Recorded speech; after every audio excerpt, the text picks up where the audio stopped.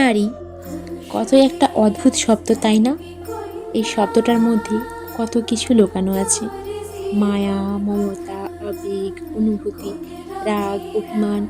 একটা মেয়ে যখন ছোট থাকে তখন সে শুধু সবার আদর ভালোবাসাই গড়ে ওঠে। বড় হওয়ার সাথে সাথে পরিবর্তন আসে সমাজের এক ধরা বাঁধা নিয়মে, যেটার নাম বিয়ে। যেই ছোট মেয়েটা মা ছাড়া থাকতে পারতো না, কান্না করতো, আজ সেই মেয়েটাকেই বাবা মাকে ছেড়ে স্বামীর বাড়িতে যেতে হবে সারা জীবনের জন্য। যেই মেয়েটা তার বাবার কাছে ছোট ছোট জিনিস আবদার করে কান্নাকাটি করতো, আজ সেই ছোট্ট মেয়েটাকেই তার বাবা অন্যের হাতে সম্প্রদান করে দেবে। এই মুহূর্তটা একটা মেয়ের কাছে খুবই বেদনাদায়ক। বিয়ে নামক শব্দটা একটা মেয়ের জীবনে যেমন সবচেয়ে খুশির সময়, ঠিক তেমনই একটা কষ্টের মুহূর্ত।